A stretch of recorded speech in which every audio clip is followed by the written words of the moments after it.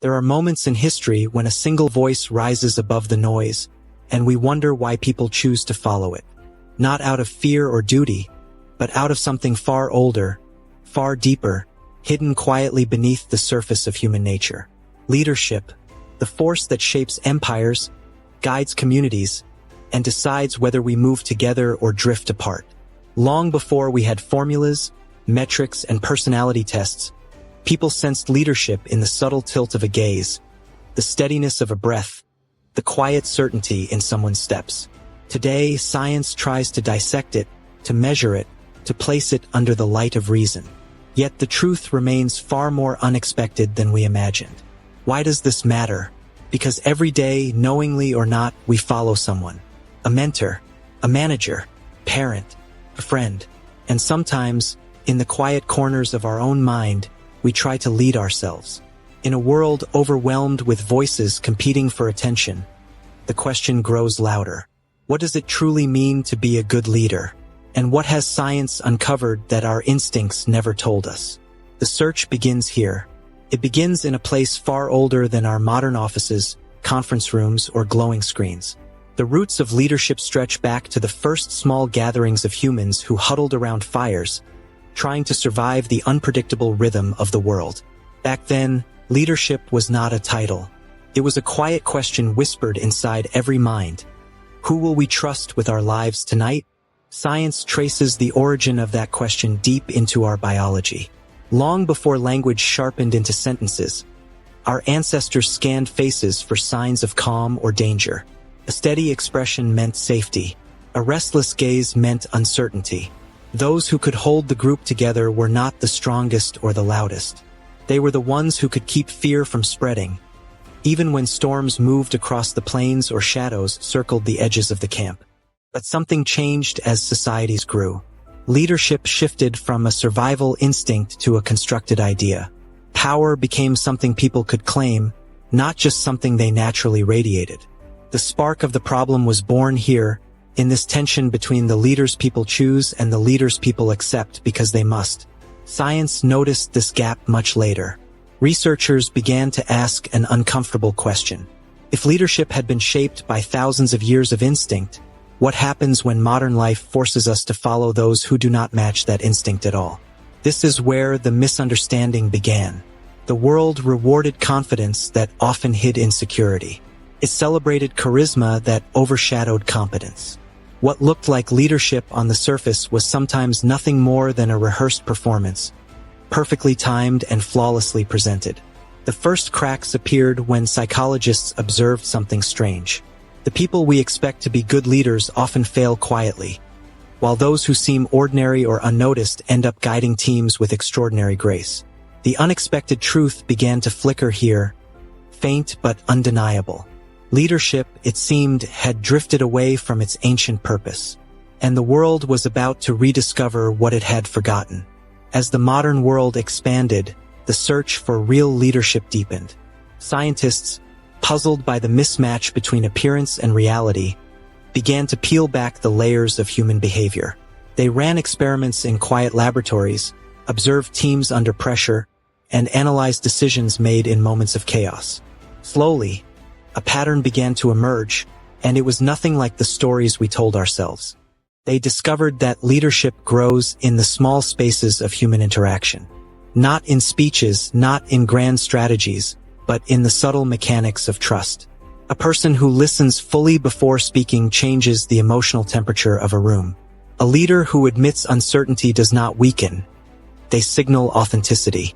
These details, once dismissed as softness, revealed themselves as powerful neurological triggers.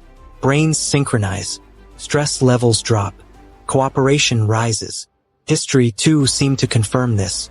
When faced with complexity, societies always gravitated toward those who could create clarity without force. Scientists noticed that leadership behaves like a biological signal, a quiet alignment of nervous systems. People follow those who make them feel anchored, not those who merely appear impressive. And then came the deeper discovery. Good leadership was not tied to personality but to behavior.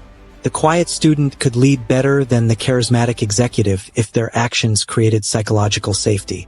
The shy researcher could inspire innovation more effectively than the loud visionary if their presence fostered curiosity instead of fear. The journey through this science revealed a truth as surprising as it was profound. Leadership was not a rare gift. It was not something reserved for a chosen few. It was a pattern of actions repeated over time, shaping the emotional landscape of a group. With each new study, the idea grew clearer. Leadership was less about standing above others and more about elevating them. Less about commanding and more about connecting. The world had mistaken the signal for the noise, the stage performance for the real thing. But as these insights took shape, they collided with a hard reality. A reality that would force scientists, leaders, and followers alike to confront the darker side of human instinct.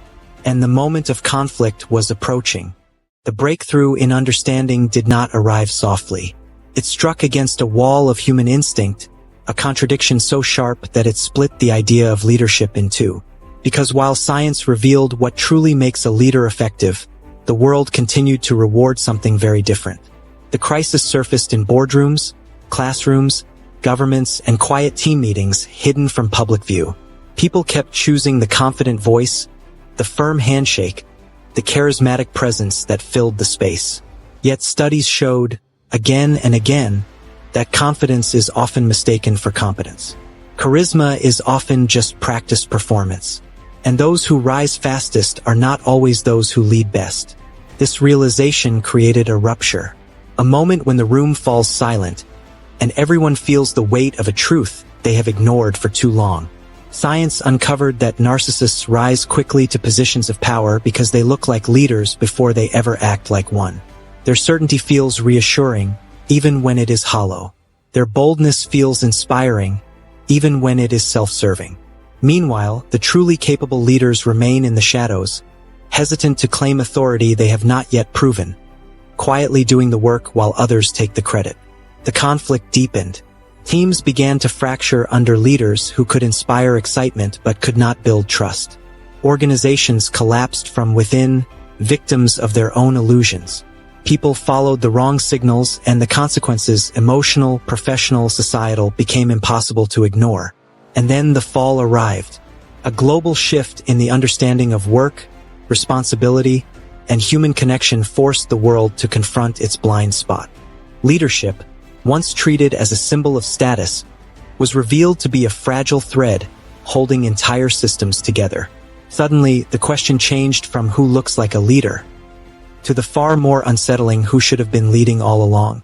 Here, in this moment of contradiction and doubt, the old image of leadership breaks apart, and from its pieces, a new understanding begins to form. In the quiet that follows the collapse of old assumptions, a new shape begins to emerge. It does not rise with fanfare or force. It unfolds slowly, like dawn pulling light across a tired landscape. Scientists, leaders, and everyday people begin to notice the same truth, as if rediscovering something that was always there, hidden in plain sight. The real strength of a leader lies not in the loudness of their presence, but in the steadiness of their influence. The qualities that were once dismissed as soft or secondary reveal themselves as the backbone of effective leadership. Empathy creates loyalty. Humility opens the door to learning. Transparency dissolves fear. These are not poetic ideals. They are measurable, repeatable, and undeniably powerful. Teams thrive under leaders who speak less and listen more. Innovation blooms when people feel safe enough to experiment, fail, and try again. Productivity rises when a leader creates clarity instead of chaos. Science shows that the most successful groups are not led by heroes but by humans, people who make others feel capable, included, and valued. The realization spreads quietly, settling into minds like a soft but irrefutable truth. Leadership is not about lifting oneself above others. It is about creating an environment in which everyone can rise. The unexpected science behind good leadership is not a set of tricks or formulas. It is a reminder of something ancient, something instinctive that we forgot when we started chasing titles instead of trust. And so the story shifts. The crisis does not end in despair. It ends in understanding. A new kind of leader steps forward, not defined by power, but by presence. not driven by ego but by purpose. And in that calm clarity, something inside us awakens. We begin to see leadership not as a crown to be worn, but as a responsibility to be carried with care. And then, almost without warning, the truth rises to its highest point, clear and undeniable. It reveals itself not as a theory or a lesson, but as a quiet revelation that settles deep in the human spirit. The science of leadership, after all its measurements and experiments, circles back to something profoundly human, something we always sensed but never fully named. A good leader is not the one who stands at the front, but the one who brings others forward. Not the one who commands the spotlight, but the one who reshapes it into a shared glow. Leadership at its peak is not a performance. It is a connection. It is the invisible architecture of trust built slowly, breath by breath, moment by moment. Science whispers that our brains are wired to follow those who make us feel safe, seen, and capable. That our hearts align with those who radiate calm in uncertainty. That our minds open under those who admit they do not know everything, yet still choose to learn. These truths, unexpected yet ancient, rise like a tide of understanding. And in this ascent, we confront the question behind all the noise. What does it truly mean to lead? It means carrying the weight of influence with humility. It means choosing clarity when confusion offers power. It means creating space where others can grow, even when it requires stepping back. The climax arrives not with a shout, but with a quiet certainty. Leadership is not a title. It is a human bond. It is the steady pulse that keeps a group moving forward when fear tries to pull them apart. This is the message waiting at the summit. We do not follow leaders because they shine. We follow them because, in their presence, we shine a little brighter. In the end, after the studies, the stories, and the unraveling of old illusions, one truth remains gently standing. Good leadership is not carved from brilliance or born from destiny. It grows in the quiet corners of everyday choices, in the way one person makes another feel a little braver, a little steadier, a little more capable of facing the world. The science does not leave us with a formula. It leaves us with a reminder. A leader is measured not by how far they go alone, but by how many they lift along the way. Their impact is written in the confidence they inspire, the safety they create, and the humanity they refuse to abandon even when the world urges otherwise. As the narrative settles into stillness, the message becomes clear.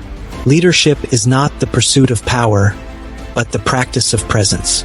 It is the quiet courage to guide without overshadowing, to decide without diminishing, to rise without forgetting those who walk beside you. And as the final thought echoes softly through the mind, it carries both hope and challenge. We have finally learned what makes a leader good. Now comes the harder question. What will we do with this knowledge? Perhaps this was only the beginning.